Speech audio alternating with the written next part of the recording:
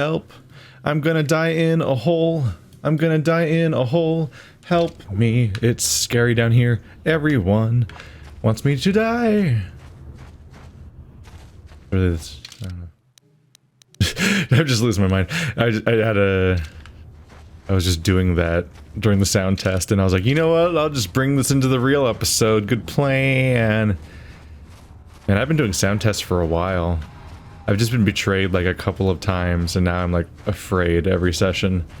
So I have to make sure everything's working. Hello, Z Fighting. How you doing? Nice to see you, buddy. So, hey, guys, fun stat, if you like feeling old. When Star Wars The Old Republic came out, which some people argue is KOTOR 3 or whatever, like if World of Warcraft is Warcraft 4 or whatever. Anyway, the MMO, when that came out, this game, the last BioWare Old Republic game, was 8 years old. Wow, right? What a long wait it was to get another Old Republic game. Like, well, I mean, technically, yeah, like there was Sith Lords came out, like I think the next year, so...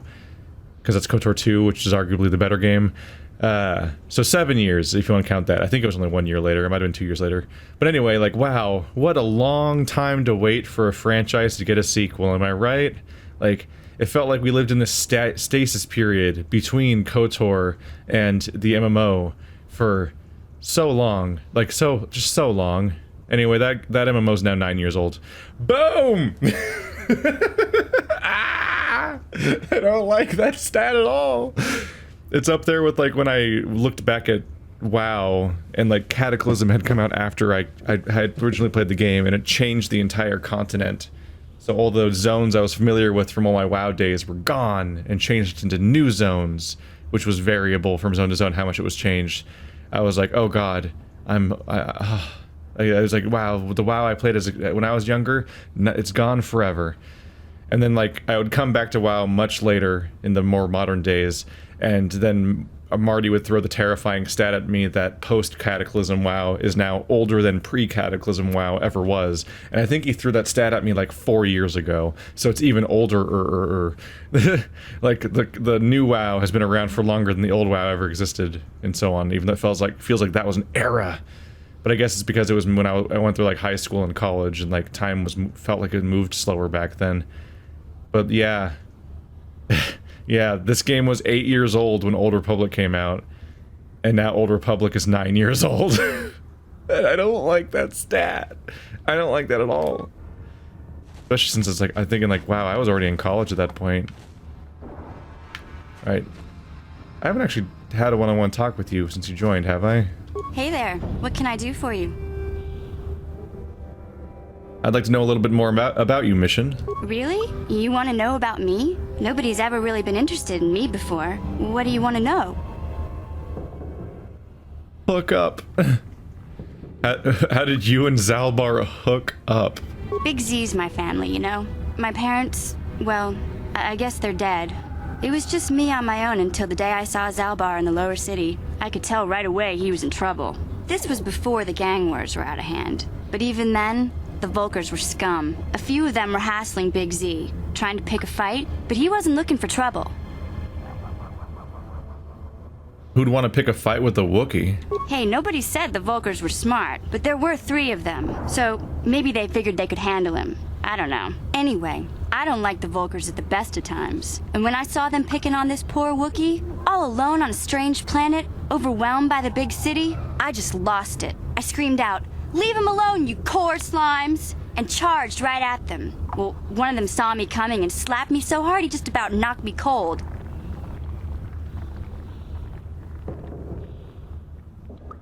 You're lucky he didn't try to fry you with a blaster. Hey, I don't need a lecture from you. You ain't my mother. I knew what I was doing. Those Vulkars didn't scare me. They're nothing but cowards. I knew how to deal with them. Of course, I never got the chance. I guess Zalbar didn't like seeing me get smacked around. He let out this howl and yanked that Vulkar a meter up off the ground and held him there by his throat. I guess the Vulkars must have been different back then before the whole Hidden and Beck switch happened, because nowadays the Vulkars are not exactly cowards. They attack in hordes, and even after all of their friends are dead, they still keep going. Like, maybe I'll have a shot. Like they just keep going. They definitely aren't the type to just like smack talk and smack girls, and then that's like the extent of what they're willing to do before they cower down. Like they definitely are fighting to the death constantly right now. Did Zalbar kill him? Are you kidding? Big Z ain't like that. He's just a big old softy inside. Of course, the Vulkars didn't know that. The other two screamed and ran off. Can't say I blame them. The first time you see an angry Wookiee up close, it isn't a pretty sight. I thought Zalbar was gonna rip that punk's arms off and beat him to death with his own fists. The Vulkar was so scared, he fainted. Or maybe it was Big Z's breath just knocked him out. I keep telling Zalbar to brush those choppers of his, but he never listens. Just stay upwind when he's speaking and you'll be fine. Anyway, I knew those Vulkars would be back with friends, so I grabbed Zalbar and we took off. Ever since then, we've been a team. We look out for each other, you know? Beat him to death with his own fists. The idea is funny, but I feel like they definitely die of the arm being torn off. I feel like that will do more damage than any amount of damage you can do with said arm afterwards. It's more like just a funny, stop hitting yourself. How did Zalbar end up on Terrace? He was fleeing some kind of trouble back on Kashyyyk. That's all I know, really. Big Z doesn't like to talk about it. In case you didn't notice, he's the strong, silent type. Doesn't much matter to me, though. I accept him for what he is, not what he was. Me and Zalbar like to live in the present. Oh, weird. There was a background noise that cut out and then came back. In case I didn't notice, he's a strong, silent type. Yeah, I haven't really noticed much about him. He was the bystander in one conversation so far, and that's all the interaction we've had. How'd you manage to survive before you met Zalbar? Hey, what's that supposed to mean? You think I can't take care of myself? I've got street smarts. I know how to get by on my own. In fact, I look out for Zalbar more than he looks out for me, you know? Big Z's a little bit too gullible to make it alone on the mean streets of the lower city.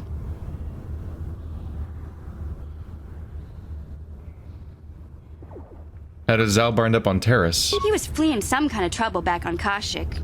Doesn't much matter. I was like, we did already see this. Yeah, it's looping, which is weird. We should get back to the task at hand. Yeah, I suppose you're right. Like I used to tell my brother, fast talk and slick words don't get the job done. I didn't know you had a brother. My brother's a touchy subject, you know. It just so happens, I don't really feel like talking about him right now. Nothing personal. Let's just get back to the business at hand, okay? Yeah, they gotta be vague, because you could be talking to them literally at any time. They don't even have to be, like, in your base or anything. Alright, I saved real quick because I was planning on dealing with these people, and I'm like, I should really be careful about this. Did I review your stats yet? Your feats? Light armor proficiency. Gun, so she can use blaster rifles, blaster pistols, and melee weapons, but she's not great at them. Sneak attack 2, that's something. But yeah, she is my character. Yeah, the big thing is to make her use a one-handed weapon, or a single weapon, because that gives her a bonus. She's already spec'd for that, not two-weapon fighting. She's gonna be my rifle person. And yeah, we're, 3 characters that all have dexterity. Yep. I knew this was gonna happen. Of all the things in this game, this is definitely one thing I remembered, was the issue of everyone having pistols. So I was tempted to pick a soldier character and specialize directly in strength from day one. But it's just not quite the character I like to build. I like having access to like these like lockpicking and persuasion skills which come with the scoundrel class. And I could have put some points into strength, but I don't know. Just kind of went in a particularly different build direction. And maybe I'll suffer for the rest of the playthrough. It's like D&D when you're building a character within a particular system and campaign for the first time. It's hard to make the best choices, and this game's especially hard for reasons we'll get to. The 2 of my characters can stealth.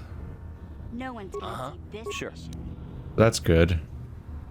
I'll avoid what I can. Awkward, I can only stealth while looking at a friendly thing or neutral thing. If my character locks onto an enemy, I can't press the stealth button because it's right here, which is kind of funny. So I have to like look at Karth to enter stealth, which doesn't really make any kind of intuitive sense. Anyway, I got 2 invisible people. So when these 2 shoot for the first time, they'll do some big bonus damage. I just gotta very carefully make sure I like pause the game so I can tell them to ambush someone. So I need them to run at me. Hey guys. Oh my god, just one of them? Oh my god, just one of them came. How incredibly lucky. I can use this. Ready. Oh my god. Beautiful. What? I'll avoid. Exit combat. Huh? No one's gonna see. Ready. Oh my goodness.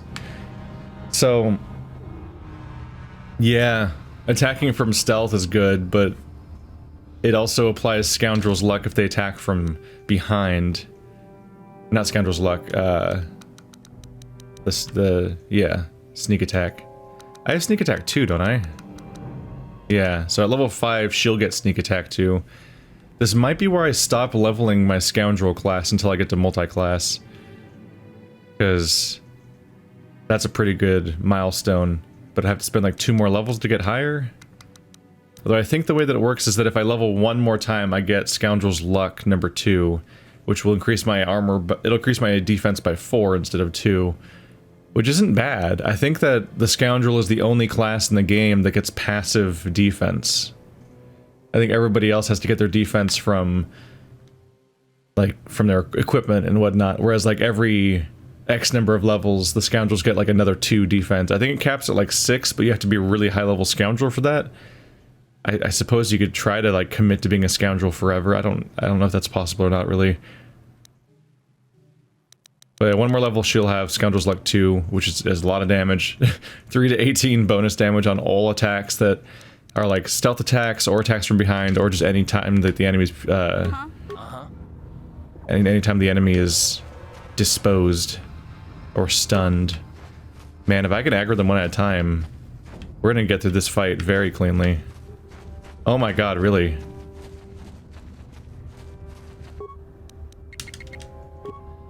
This is really... I'm really surprised they're not aggroing as a group.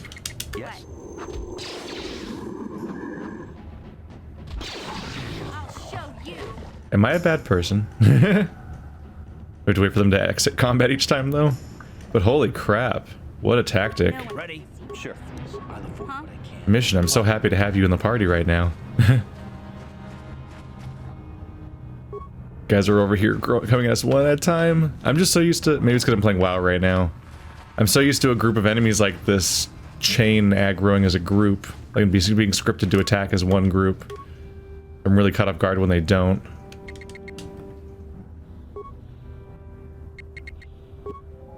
This is incredibly opportune. Yeah?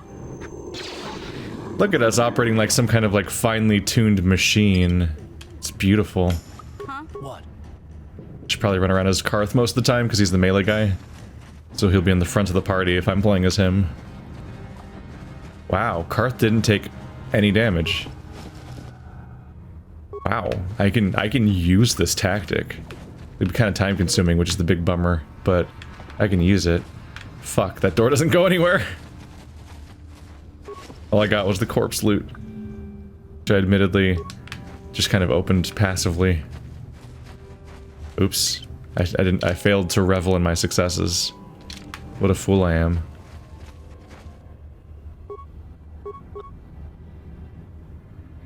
Yeah. There we go. I'm like, stop. Work. Sure. I'll avoid what I What? can. No one's gonna see this mission. No one's gonna see this mission. Ready? Yes? She name punning? You punning your own name? I have to keep an eye out to find her. What? I have no idea who's gonna come running.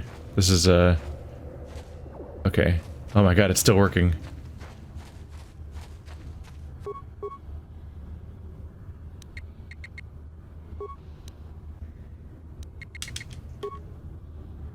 I would just let them start attacking.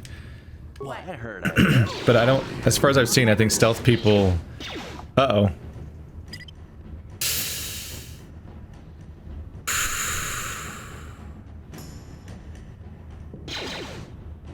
See, this is what I was afraid of. Okay. They both... The AI decided to stop using this tactic. Great. Oh boy. I gotta get in there. I gotta get in here.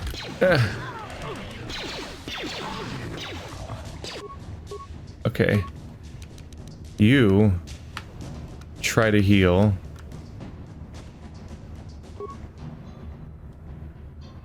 We're not in a great spot overall. One of them went down though, that's good. I guess I should focus this guy because if he goes down, then we can go assist mission. I was gonna try to assist mission now, but we're actually relatively close to defeating both of them. I should deal with that. She gonna live long enough to heal? Nope. Well. You asked for this. Real-time combat is difficult. Stop it. Rude. Okay. We're doing alright. No. There we go. Time to rumble. Okay. Not the worst, but you don't want to repeat that too much. It's just not a good time for you. Oh, okay, we have access to this right now. That's definitely what I was worried about. I guess it won't tax my resources because I can just warp back to heal. But boy, does it it just straight up threatens to wipe out our party entirely. I don't think they dropped anything. Rakghouls are dangerous. I don't remember them being this dangerous, but like, they're a straight up problem.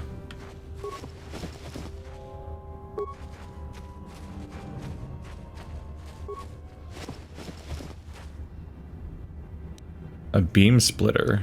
Heavy combat suit. Rakghoul serum.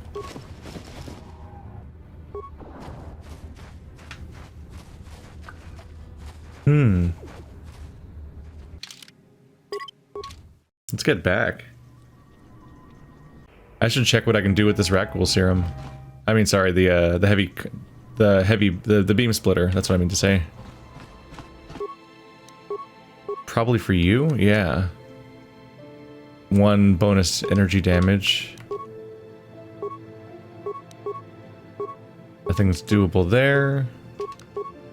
Yeah, no, it's only usable for this, as I'd kind of expect. But damn, I'll take 1 bonus damage. So it's still a 1d6, but it was current. Yeah, with it was currently a 1d6 plus 1. Now it's a 1d6 plus 2. Which that's good. That's pretty good when a decent chunk of your overall damage is coming from a passive bonus instead of the actual attack range of the weapon. You want as little dice roll as possible and as much stat bonus as possible. And I guess I'll take this chance to teleport back up here. Because I got the serum, and I might as well hand that in. It's kind of an emergency moment of like, oh my goodness, it's the serum to the Rakghouls. I can give that to the doctor, and like good shit could happen from that. You must gather your party before venturing forth. Mission. Yes? What? Mission. Mission, you're delaying the mission. Mission. Can I send Karth into the fight? I want to send Karth. Why can't Karth be the mysterious man who's a mystery, the man of mystery, and then go do battles on people? Because Karth could probably win. He could probably beat the entire tournament the moment you land here. Karth, you're a pilot for the Republic, right? You've been all over the galaxy, I bet, right? So tell me, how would you rate Taurus compared to other worlds you've seen? To be honest, Mission, Terrace would rate pretty low. The prejudice, the rich spoiling themselves while the poor are crushed beneath them, it's not a pretty picture. Yeah, but that's only since the Sith occupation. Before that, Well, I guess it wasn't all that different, really. Maybe Taurus ain't as great as I thought, you know? Trust me, Mission, there are a lot of worlds better than Terrace. There are worse, too, but Terrace is no place for a kid to live on her own. Even a kid who's got a Wookiee to look out for. Hey, I ain't no kid. I look out for Zalbar as much as he looks out for me. Big C's my friend, not my babysitter. Geez, I come ask you a question, you give me a lecture. Don't you snap at me, Missy. You want a lecture? How's this? Only bratty little children fly off the handle because of a simple comment.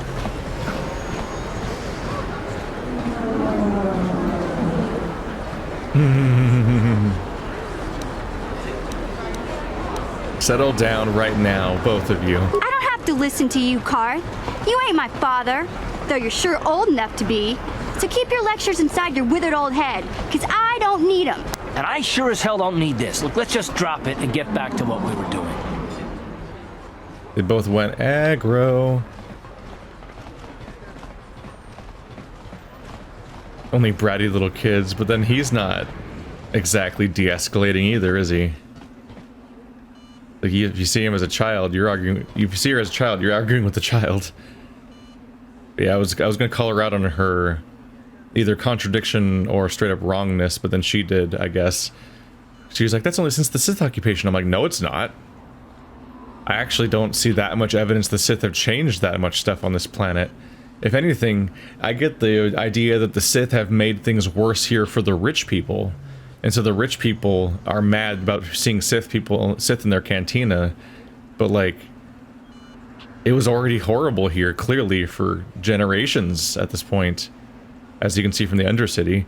Like, this place is the worst. It's just like the Sith are an inconvenient additional layer on top of all this, which the lower you get down, the less you're even aware the Sith occupation's even happening because of how little it affects them directly. Whereas on the top layer, these poor rich people are like, "Oh, these Sith people in our cantina, throw them out." Welcome back. Are you in need of healing or medical supplies? I can treat you right here at the center for almost any condition, except the Rakghoul disease, of course. I have the serum to cure the Rakghoul disease. You have the serum? Impossible. How did you get this? No, wait, I don't really want to know. Can I see it? The serum, I mean? I need to see if there is enough for me to analyze it so I can start producing it in mass quantities. Here you go. Let me see. Yes, this is it. A cure for the Rakghoul disease. With this sample, I can make enough serum for everyone. The people of Taris owe you a debt they can never repay. Please, take this small reward. It isn't much, but it's all I can afford. A few credits and 2 spare med packs. Not really sure what he read in order to tell that it was definitely the cure or what. I like to think he just looked at the side and there was just a label where somebody wrote like Rakghoul cure in like crayon and it's misspelled and the R is backwards. A lot of chances to threaten him. Keep your reward, Zelka. You need it more than I do. You truly have a noble and generous spirit. But you deserve something for your effort. I tell you what, I'll give you a discount whenever you shop at my store. It's the least I can do. Now, is there anything else I can do for you?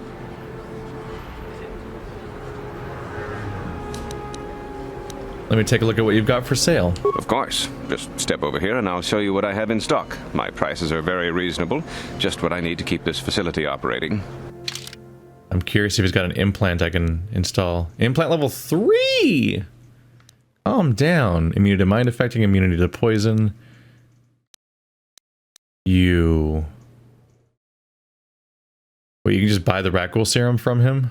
For 40? Is that because he's already mass-produced it? Is that the implication? Or can you just buy it back from him and he's like, yeah, sure.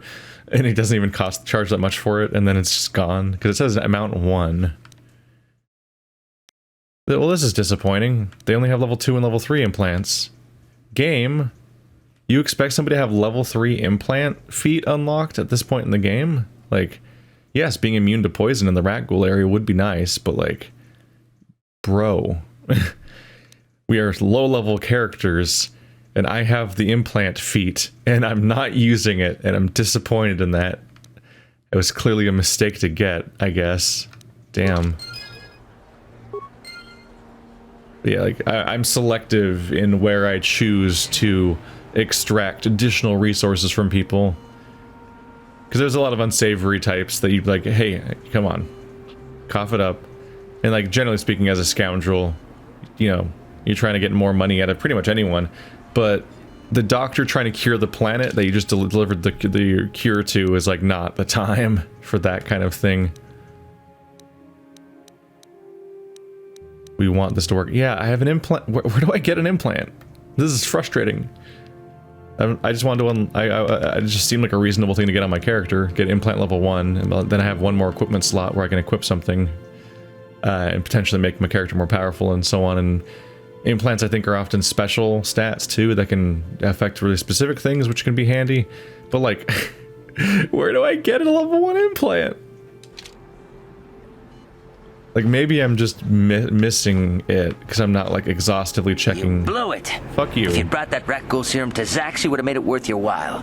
But no, you had to go and do the honorable thing. Yeah, get cucked. Can I go back, by the way? Turn to hideout.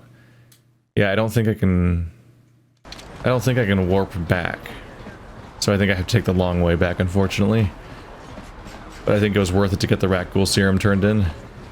Get yourself some light side points and XP, and also like make it buyable. Make it like understandable if he like pops up later and is like, "Wow, look at all the serum I've got." Then like, it's like, "Aha, I gave that to you a while ago," so it feels reasonable that you have that set up now. Because Just gonna double check real quick, but I think she also doesn't have a single implant, so I don't know where you're supposed to get implants from. Which is very frustrating if you're somebody who picked the "I would like implants, please" perk, and then the game doesn't give you any. I think I picked up like heavy armor, which I might want to give to you. Heavy combat suit. It's just 5'4". It's actually not that good. Yeah. It's weaker than all the stuff I have right now, but you're just wearing a combat suit. 4'5", so 5'4" is an upgrade for you because your dexterity. Max dex bonus of 4. Your dex bonus is 3. Yeah. None of my characters actually have enough dex for the bonuses that are normally assigned to.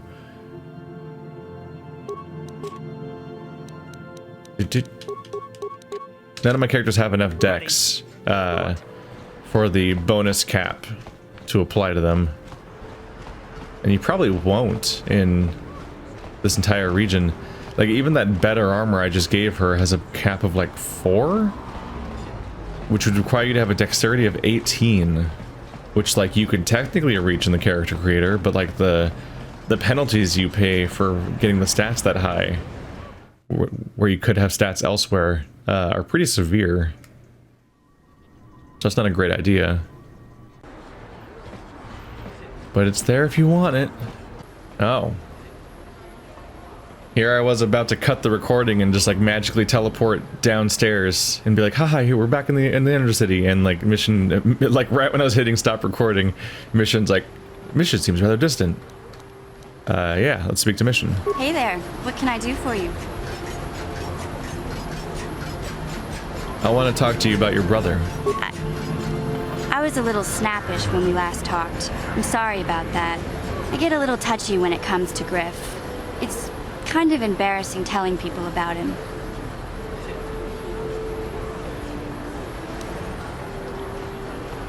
You don't have to tell me anything if you don't want to. No, I want to tell you. Zalbar's a great listener, but it might be nice to talk about this with someone who doesn't reply in growls and grunts. I never knew my parents. My brother always looked out for me. He's the one who brought me here to Taurus. I was just a kid, only 5. But I remember the trip, if you could call it that. We were stuffed inside a packing crate in a starfreighter's cargo hold with just enough food and water to make the trip. Not exactly first class, you know?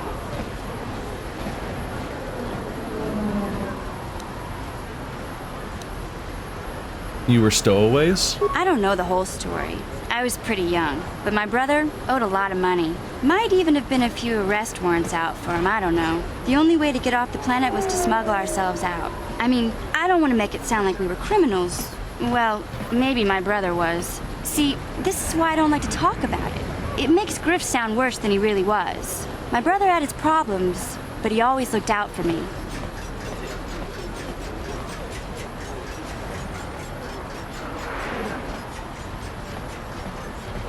What kind of problems did your brother have? He gambled and drank, and he was always borrowing money for his latest get-rich-quick scheme. But he had a good heart, you know? He taught me how to survive, showed me how to slice into a computer security system, how to get inside a locked building without the entrance codes, and how to spot a wealthy mark for a quick shell game.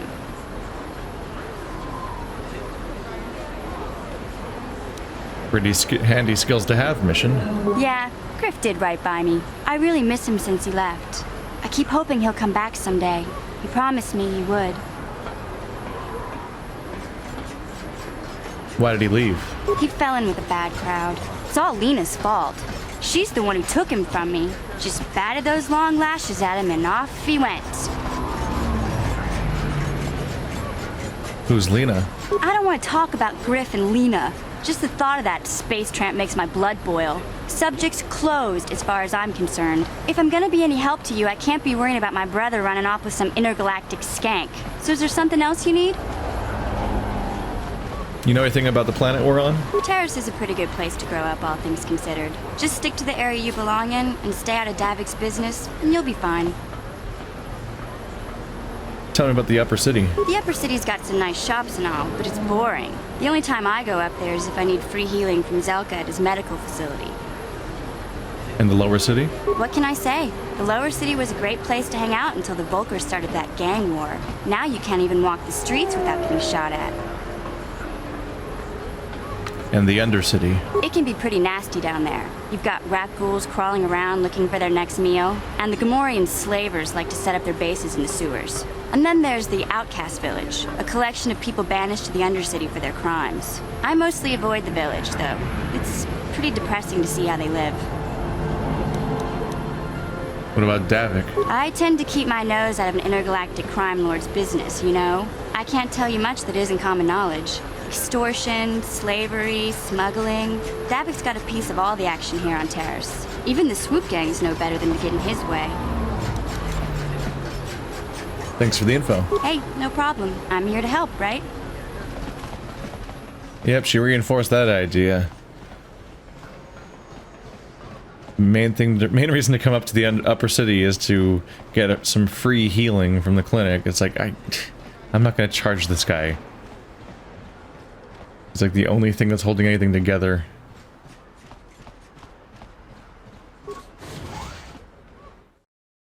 His placement feels slightly out of place, though. I almost feel like they should have put him...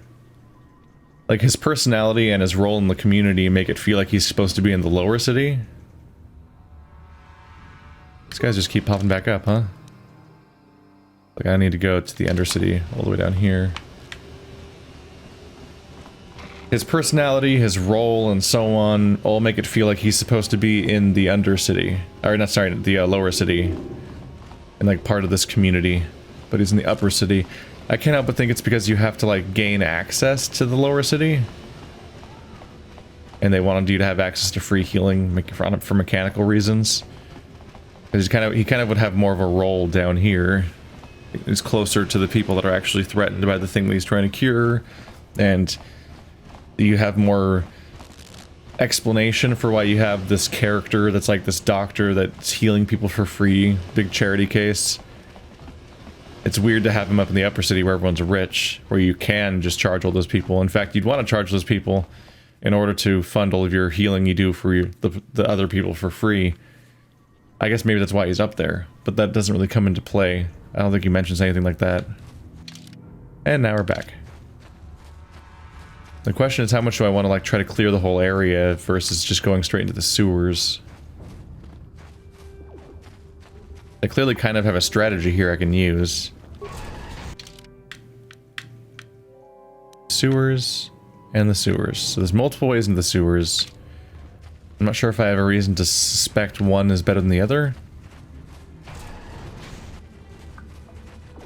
Ooh. This whole area is curiously... Wow, I'm just taking mines now. That's nice.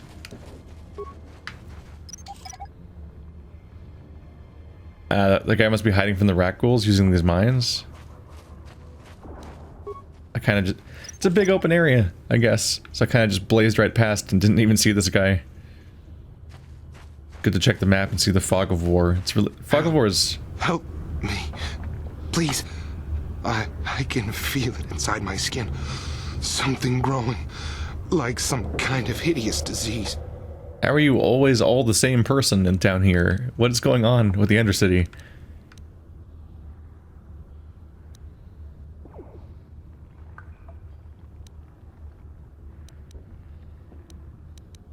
Wait here, I'll see if I can find something to help you. No!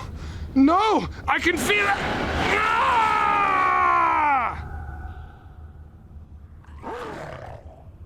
Yeah. You really do just like hilariously and instantly transform into a Rakghoul. Like there's no transformation phase. Doesn't in any way reflect like the rate at which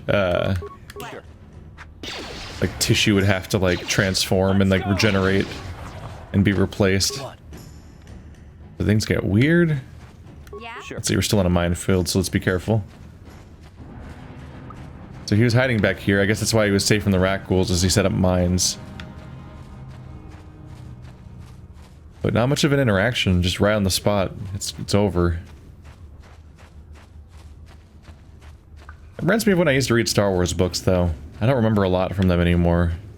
But I used to read the Jedi Apprentice series as a kid. That's how you get kids to read. You just get them interested in like IPs and whatnot, and then they read the spin-off books related to the thing because they want more of the thing. So I read like the Resident Evil books, and I read the Star Wars books, but kids ones, along with like, because those go in alongside like Animorphs and whatnot. So I read Jedi Apprentice, which is the stories of Qui-Gon raising and training Obi-Wan as when he was young. Then some trips. So before I go into big fights, let's make sure I don't have to redo all of it. And I read some random spin-off Star Wars things that were just kind of like in the school library. And I do remember one of them having a big transformation of some kind where like people got injected with something and they thought the injection left a bruise. There was like a brown spot on their arm and they didn't know what that meant, but they assumed it was just a bruise at first. But then like some kind of slime creature would like grow out of them and take them over. I think there was some kind of thing where like the protagonist had to fight against the transformation with her emotions to like push it back because your emotions would affect the transformation or something. It's a little confusing. Alright, so I think we've learned from our mistake last time. Huh? We need to stay like appropriately far back. Because if I get too close, this goes very badly for me. I'll avoid what I can. Because the AI will decide, let's go shoot those things. I'll try to catch the attention of the closest one. There we go. Oh, here comes two of them. That's already not ideal. Alright. Ideally, we'll take the first one out before the other one gets to really properly join the fight. But they're also totally going to attack Mission again. Let's go! Damn. Big hits. Hi. Actually, use normal attacks because that you get reduced defense from that attack. We do not want him hitting you. There we go. Sniper attack is bad because it significantly increases the chance of getting hit. Huh? No one's gonna see this mission. What? What? What? Let's see. I don't think there's a maximum. I think of a lot of RPG mechanics in terms of MMOs because I played so much WoW. I don't think there's a leashing distance in this game. Most RPGs don't really have leashing distances necessarily, which is how far an enemy that aggroes on you will chase you before they like run back to their spawn. MMOs have that because like they have infinite range, and they're also a multiplayer game that affects other people, and a lot of other stuff's going on. But that's often not how they handle. There we go. That's often not how they handle single player games with small regions and limited numbers of enemies, they can usually just let it chase them forever and just kind of see it, let it happen. Like, there it goes.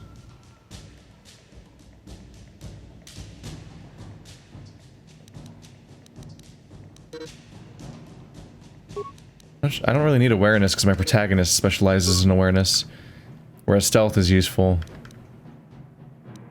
I mean, I guess a lot of these are redundant when your protagonist already has them too.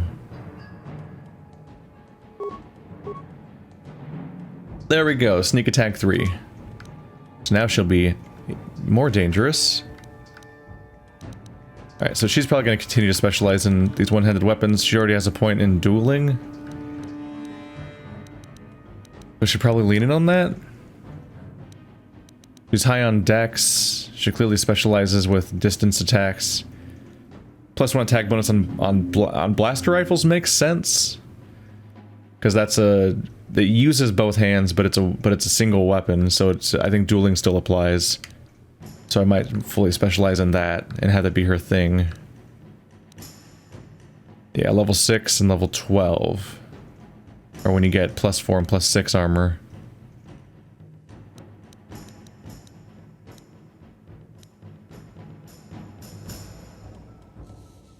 Okay, so using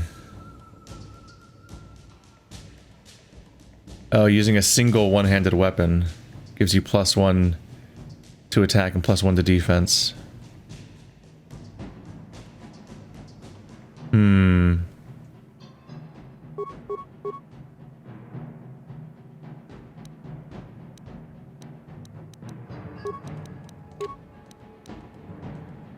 21 defense. 20 defense. Shit. I thought dueling was about using a single weapon, period. But actually, using a two-handed weapon has reduced her effectiveness. She's supposed to be using a pistol, which is not ideal.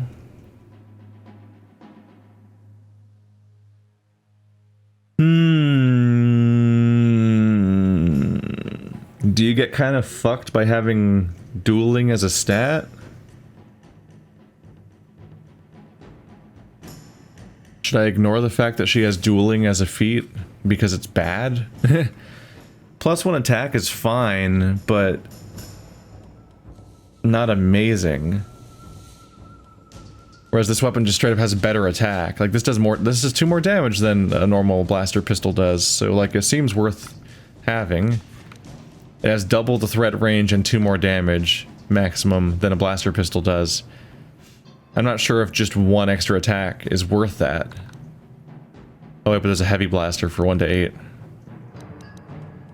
8. Okay.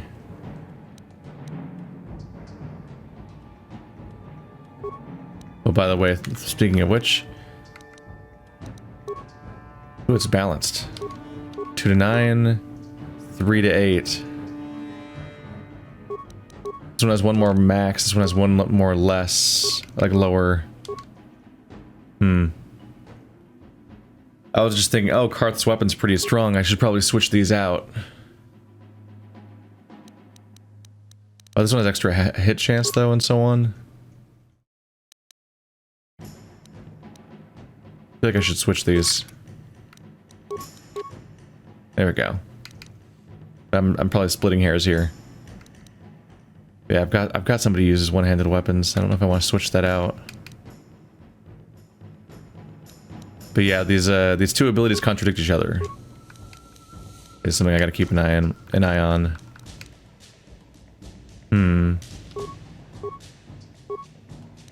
Shit. I feel like you get the best use out of dueling if you're a melee character. Because at least you're getting 3 defense. Which the defense applies to your chance of getting hit, more so than your how much damage you take when you get hit.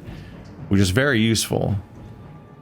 +3 defense means that you're significantly less likely to be taken down. It's a good stat for your tank to have, because you could be wearing heavy armor and then having dueling for +3 defense, And so like they have to use one weapon instead of two, which is a bummer.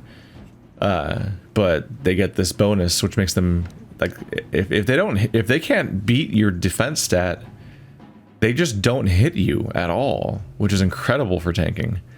But it's a binary state, how this tanking works. But without that bonus, it's just +1 to attack. And I'm not sure if that is worth the trade-off. I feel like I should just go specialize in blaster rifles or something. That's a bummer.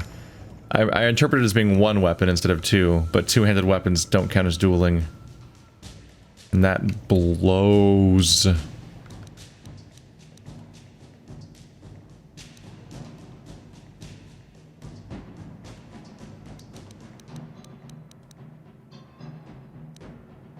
I think my protagonist is going to specialize in flurry.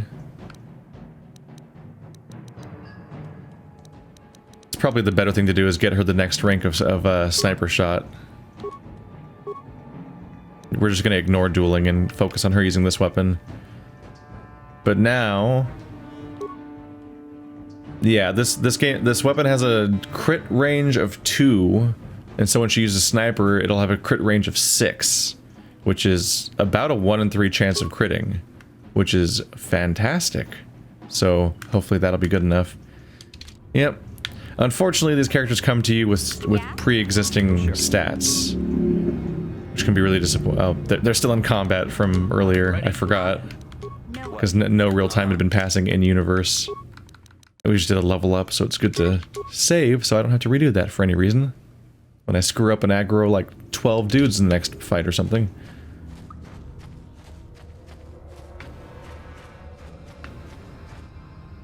Yeah, let's deal with these ones next. There are actually like a ton of them here. I'm doing a proper civil service here by wiping out every single goddamn Rakghoul, apparently. Hi. Oops. I should probably be switching out my controller. But I'm using the other controller right now for console games, so... Because, I mean, I'm using the other controller for Phoenix Wright. We had... This controller's left bumper can auto-register, can double-click, which is a bummer. Alright, put your guns away. What? Please. Thank you. No Sure. one's gonna say Ready? A lot of manual movement here.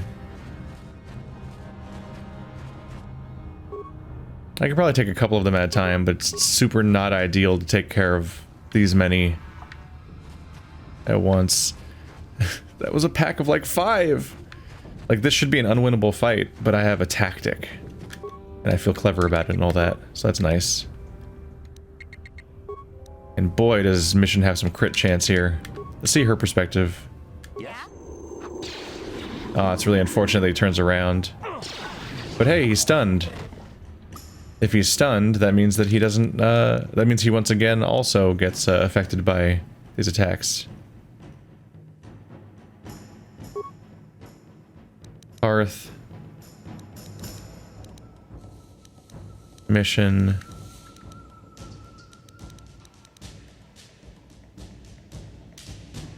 Sneak attack. Rakghoul is stunned. I think that's the other thing is sniper stuns people. Yeah. This is kind of a big deal.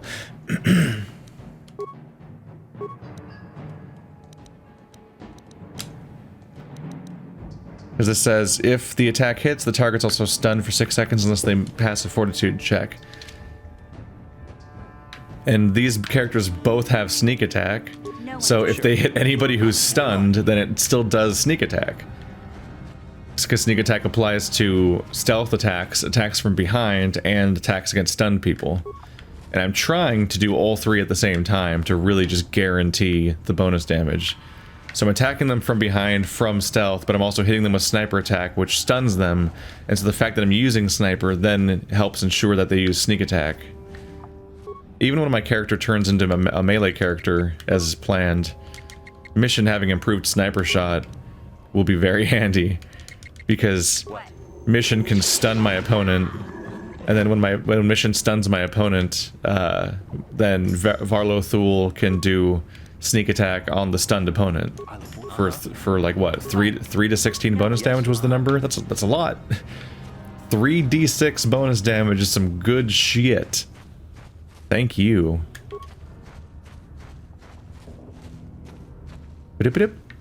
Oh, there's 2, but that's it. That's gonna be the end. Knowing that this is based on D&D definitely gives me some whiplash about how fast I'm leveling, because, boy, we've been playing D&D for a while, and in that campaign we're only like level 3 or something. Meanwhile, these characters are just blazing through their levels like it's nothing. There we go. Now I gotta deal with this. Let's have you do normal attacks. I don't know if this game has attack. Oh, there we go. I don't know if this game has attack of opportunity, but if it does, it's a bad idea to move when somebody's attacking you. I can quickly get behind this guy, then he's gonna be fecked. Blink. That's some big damage. Varlo did 3 damage, but like mission... There's mission's damage. His mission kills. Where's... Yeah, mission succeeds with an attack on Rakghoul. Improved sniper shot used. They have a defensive 11 apparently, where she rolled a 24 on attack and did 22 damage with sneak attack. That's not a crit though. I'm having trouble tracking down her crits. This is a really detailed breakdown, by the way. Like, this is one attack. This is 5 messages generated to explain one attack. It would definitely be ideal if they just summarized the attack's results and then you pressed A on it to like expand it into all this information. That'd be good. But having the text feed make you scroll through this much in order to check what happened during a fight is a lot to have. Like, these should be nested inside of each other instead of separate messages. But anyway, there's lots of bonuses here. So because I have close proximity, I get a ranged bonus of 10, which I don't even know what that mechanic is. Apparently that's a mechanic with ranged attacks that I didn't know was a thing. I guess it's like a scaling thing about how close or far away the opponent is affects your ranged attacks. There might be a sweet spot, like maybe if you're too close, you get reduced attack chance. But there's like a sweet spot maybe. But I rolled an 8, and then she has a +3 from her dexterity mod, +10 from ranged attack, like close bonus, which I didn't even know was there, so that's useful. Oh, she has a base of 3 and 3 from dex mod, so the dex mod's down there. Weird. The enemies have a base 10 of defense like normal, then +1. That's fine. But yeah, my attack, I did 8 energy damage, which is the maximum roll of her weapon, which is 1 to 8. Then sneak attack damage of 14. That's 3d6. So the maximum damage is 18. So that was almost a maximum damage everything attack. She can apparently do 26 damage before she crits. And then when she crits, more happens. If it's D&D rules, they probably are using the roll system where a crit involves just rolling more dice, which can be underwhelming. In other RPG systems, a crit will just double your damage, or multiply it by 1.5, one of those two. But in D&D rules, you often crit by rolling additional dice, which they can themselves be shitty, so then you don't know. Oh yeah, Varlo Thule over here crit, actually. So he rolled a 33 on his attack, apparently. Oh, he rolled a nat 20, so it's an automatic hit. So then that's why it was a crit, right? Because he did it. He rolled a nat 20, so that's why it crit. Threat breakdown. He did the 20 to 20 range, so threat success versus attack 3. Yeah. So critical breakdown is ×2 for 8, so energy equals energy 8. What? Order to save was a failure. They died.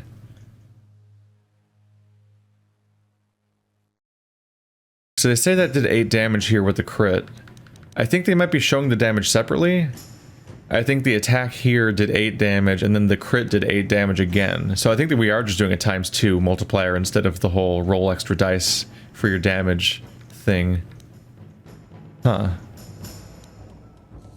There's a lot to break down about how these all work. Sorry, I'm just kind of dwelling on stats for a minute here.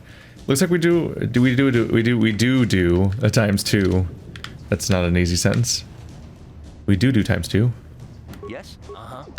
We did it, guys. We beat them. We beat a giant group of Rakghouls and suffered incredibly minor damage. There's still more. I don't even know if this is worth it. I just kind of started doing it, and then I kept working, so I kept going.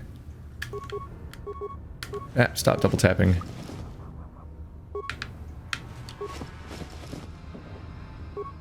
Yeah, I've been this far before, but in stealth.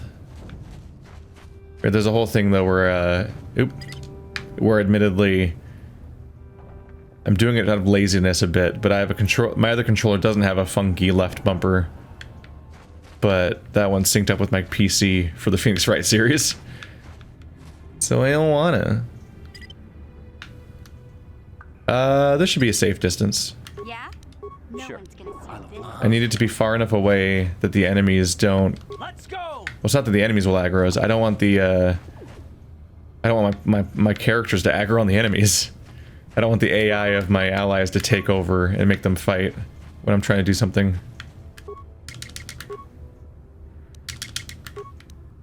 Sorry if this is boring. It is definitely kind of a time-consuming process. There we go. I'm really satisfied with how effective this is. Let's walk a little closer.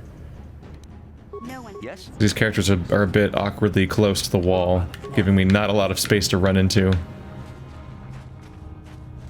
And the more of these people die, the more I can also space that out a bit without having to worry about them attacking. Hip. Uh-oh. I see 2 of them, I think.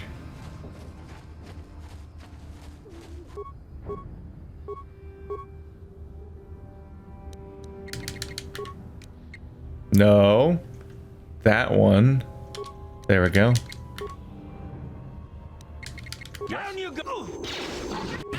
I'm under attack. Nope. That guy. Time to rumble. There we go. We're still hanging in there.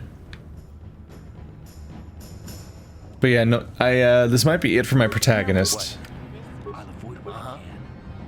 I'm curious just because I've learned about the multitasking, the multi-classing tricks more recently and didn't know them when I first played the game, so I kind of want to dabble into that idea, and I'm just curious about it, and so I want to try that out.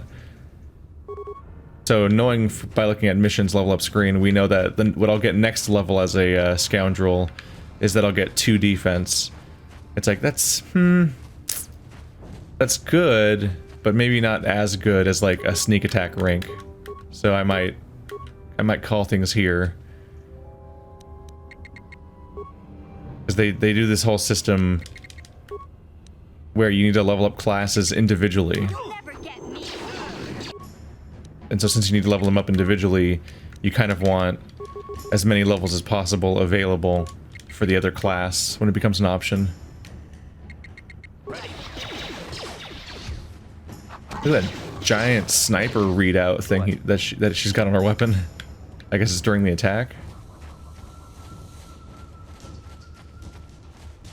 I wasn't able to look over here.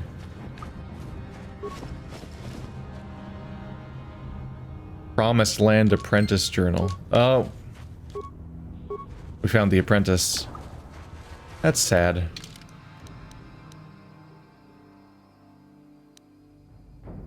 Oh, it's probably my codex, I think is where stuff goes.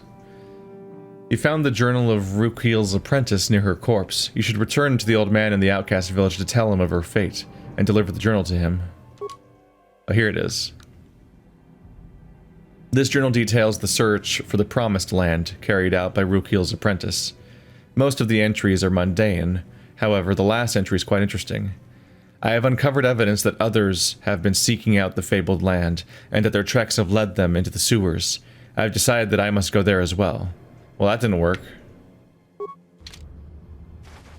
That definitely didn't make it to the sewers, but maybe that's where they're headed at the moment when they died. This is a little dead end, isn't it? Nope, not quite. I was just curious if they would hide something there. Well, did I get all of them? I think I got all of them. Like, and it turns out one of them, there was a quest thing hiding over here. I didn't.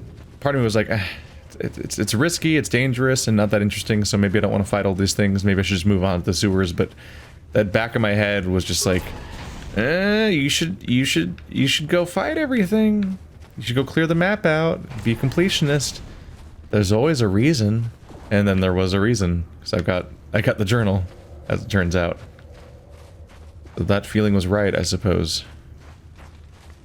Trust your feelings. Greetings once more, Upworlder. Do you bring news of my apprentice? Have you discovered her fate and proved yourself to be a true savior of my people?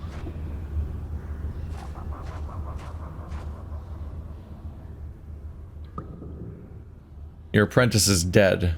I have her journal. It is as I feared, then. She joins the list of those who have given their lives in the service of our cause. But though I am saddened by this news, there is yet hope. By finding my apprentice, you have proved yourself worthy, Upworlder. You are to be the beacon on our path to salvation. You will guide us to the Promised Land. Guide you, but I don't even know where the Promised Land is. You are marked, Upworlder. Even my dim old eyes can see the mantle of destiny that cloaks you. Perhaps old Rakghouls knows you better than you know yourself. I am old. I have lived 100 years in the Undercity, cast down into the darkness. I know the legends and history of our people, and now you must learn it too. Very well. Teach me the history of your people. The great city of Taris covers the entire surface of this planet. There is no land to grow food. Kelp harvests and the creatures of the sea are our only food source. A century ago, rising levels of toxic pollution poisoned the oceans, and famine swept the planet. The rich hoarded food for their own use, and the poor were left to starve and die. From what I've seen of Taris, it doesn't look like much has changed. Except for the upper city, people here are just as bad off as the poor in your little history. But the poor rose up against this tyranny, and civil war engulfed the planet. Millions died in the fighting, and huge sections of Taris were destroyed or abandoned. The rebellion was crushed in the end. Thousands were taken prisoner. The jails could not hold them all, and so the practice of banishing all prisoners to the Undercity was born.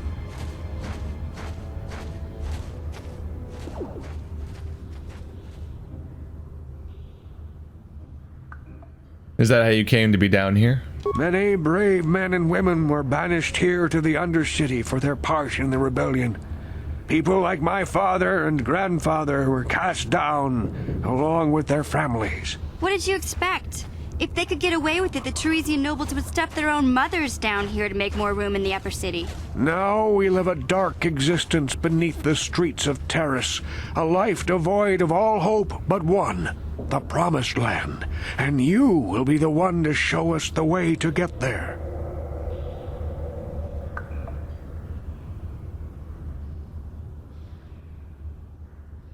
How can I lead you to this Promised Land when I don't even know what it is? Legends tell of a self-sufficient colony founded just before the famine and lost during the Civil War. A paradise beneath the Undercity where droid servants tend to every need. For many years I searched for the Promised Land, just as my grandfather and father did before me. When I became old and gray, my apprentice continued the search on my behalf. Sounds like a myth to me. Something to give the people here some false hope to cling to so they don't go mad with despair. I have collected many clues hinting at its location. The journal of my apprentice provides yet more information. But still, There are too many pieces missing from this puzzle. But I know my father and grandfather each had journals where they recorded their own discoveries. Perhaps with their journals, I could at last uncover its hidden location. I have one of the journals you're looking for. Yes, Upworlder. Well done. However, I see that this journal alone does not have enough clues for me to solve this mystery. Too many pieces are still missing. I'm afraid that only with all 3 journals, my grandfather's, my father's, and my apprentices', will I be able to discover the location of the Promised Land. I will leave this journal with you for safekeeping for now. Perhaps it will aid you in your search for the others. I wish you luck, Upworlder, for the sake of the entire village. This poor man is just clinging desperately to any kind of hope, but there's like no reason to think that like some collection of journals would ever be the solution. So he's just like, I don't know, it's just the next reasonable step, I guess, is it's just these other journals, they must have the information. I saw you talking with Rakghouls. He told you his legends about the Promised Land, didn't he? He told you all about his missing apprentice and the other lost explorers, right? You know, most people don't believe his stories. They figure he's nothing but an old cook. But I think there might be some truth in what he's saying. That's why I want to stop him.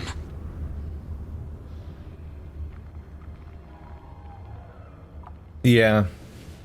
There's no real reason to think that there's going to be a promised land that'll save these people. In the sewers, especially. But like, the entire planet's covered in fuckery. It's just a whole city. The Promised Land, fucking spoiler alert, is fucking, not a real spoiler by the way, I'm joking, is to go to a different planet, which exists. And like, interstellar travel is relatively simple. Obviously there's a blockade happening right now, but like throughout their history that wasn't the case. It's just the fact that they're like economically trapped here. So they need a mystical Promised Land to save them, but really the true Promised Land is just going somewhere else. There's many planets they could live on that where they could survive. And they'd be in better conditions, but unfortunately Taris has this shitty policy of throwing people underground, basically, instead of exiling them to like a planet they can actually survive on, because they're supposed to just die down here in the gross. I'm not sure how these plants survive, by the way. Do these plants not need light to grow? Because there's just kind of grass everywhere that I don't know if its existence makes any sense. Anyway, yeah, bad times. I'm just thinking, like, even if they found a place, like, there's not going to be people living there because it's like an abandoned secret place. So at most, I don't even know what they'd be expecting to find. Stop him! What are you talking about? For an outcast, I've got things pretty good. The village relies on me to bring in food and supplies. I'm an important man. If it wasn't for Gendar, I'd be running this place. I get the feeling if it wasn't for Gendar, this place would be a lot worse off than it is. But if Rakghouls ever finds his Promised Land, I'm sunk. People won't need to rely on me anymore. I'll just be another nobody like all the rest of the villagers. I won't let that happen. That's horrible. How can you be so self-centered? Don't judge me. Yes, I will. I learned a long time ago that if I want to survive down here, I've got to look out for number one. That's not real. The two explorers who went searching for the Promised Land might have found something. They might have found clues or evidence, just like Rakghouls' apprentice. They would have recorded that information in their journals. I'll pay you if you bring all 3 journals to me. The 2 from the explorers and the 1 from Rakghouls' apprentice. Then I can destroy the evidence and make sure nobody ever finds the Promised Land. I've saved up enough credits for my business here to make it worth your while if you help me. Forget it. I won't betray Rakghouls in the village for you. Don't be a fool. I'm the only one here who can pay you for those journals. Rakghouls has nothing. He won't be able to come up with any kind of reward. Once you have all 3 journals, just bring them to me and I'll give you a decent reward. Now, was there something else you needed? No. Well, let's see your inventory. I want to double check to see if he has an implant. It ain't the best. I don't think he did. Weapon. Level 2 implant. Immunity to crits.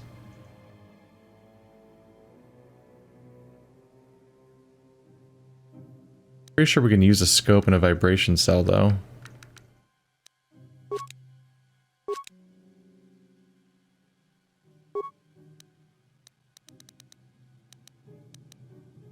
So many copies of just generic clothing.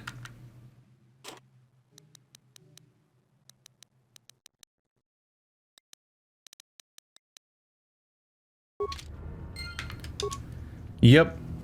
That guy, this guy's an idiot. This guy's an idiot. Just really unfortunate, but he's just so fucking stupid. Alright, so like... It says that you find out here you gotta look out for number 1, but he's failing to recognize that, like, if there is a promised land and everyone gets to prosper and be better off here, that would also help him. Oh fuck, I thought there would be another gun that I could put the scope on. Like, he's totally failing to recognize that, like, he would be helped by this change. There you go, get an attack bonus. Like, he'd rather be king of the trash pile instead of a nobody in a prosperous land. Like, everyone would be better off, including me, but I don't want everyone to be better off, including me, if it means I'm not on top anymore. I want to be on top. I'd rather be in the shit and have everyone suffer, including me, if I get to say that I'm the best of that group. What if... disappointing.